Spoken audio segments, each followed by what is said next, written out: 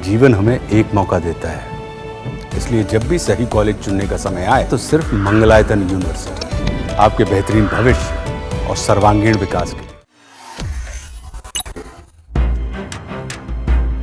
सोनम के इशारे पर किसने किया था राजा रघुवंशी पर पहला वार, और आखिर किसने किया राजा का कत्ल? इन सवालों पर अब तक सस्पेंस बरकरार था, लेकिन जैसे ही पुलिस ने सीन को रिक्रिएट किया उसके बाद सारे राज खुलते चले गए। राजा रघुवंशी की हत्या को अंजाम देने के घटनाक्रम का मेघालय पुलिस ने सोहरा में क्राइम सीन रिक्रिएशन किया। राजा की हत्या को अंजाम देने में अहम भूमिका निभाने वाली सोनम राज के साथ पुलिस विशाल, आनंद और आकाश को उस स्थान पर ले गई।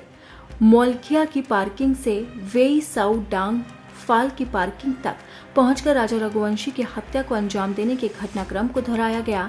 घटना स्थल पर पूछताछ में आरोपियों ने बताया कि सोनम आगे थी और उसके पीछे राजा था।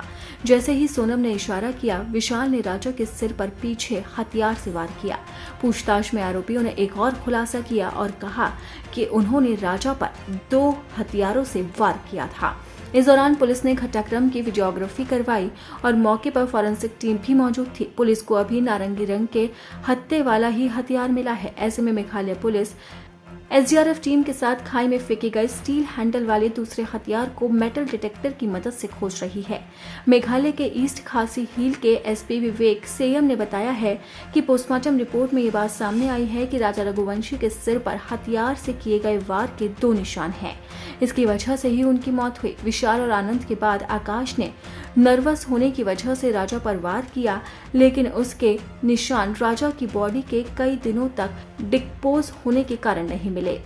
सोनम और राज के आने से पहले शिलोंग आ चुके विशाल, आकाश और आनंद ने नॉनग्रियाट में राजा और सोनम से मुलाकात की। उन्होंने खुद को मध्य प्रदेश का बताया और बांग्लादेश की बॉर्डर पर मेघालय के डाउकी पर्यटन स्थल पर जाने की बात कही थी। इस तरह उन्होंने राजा से दोस्ती की और साथ घूमने का प्लान बनाया।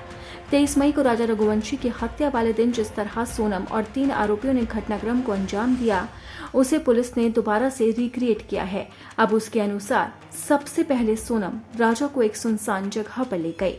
राज सोनम से विशाल, आनंद और आकाश ने दोपहर 12 बजे मुलाकात की। इसके बाद दोस्ती हुई और लोग व्यू पॉइंट पर पहुंचे। विशाल ने पहला वार किया था और वो भी सोनम के इशारे पर। विशाल राजा के दाईं ओर और आकाश उसके पीछे बाईं ओर था। आनंद भी राजा के बाईं ओर था। सोनम ने इशारा किया। इसके बाद विशाल ने दोनों हाथों से हथियार पकड़कर राजा पर जोरदार वार किया। सोनम घबराकर पार्किंग में पहुंची। राजा पर विशाल ने जैसे ही वार किया, उसके सिर से खून बहने लगा, जिसके बाद सोनम घबरा गई। तीनों ने शव को मिलकर खाई में फेंक दिया। मोबाइल और हथियार भी फेंक दिए। सोनम ने राजा के मोबाइल को बुरी तरह से तोड़ दिया और उसे खाई में फेंक दिया। फिलहाल मेघालय पुलिस लव ट्रायंगल के पहलू पर भी हत्याकांड की जांच कर रही है।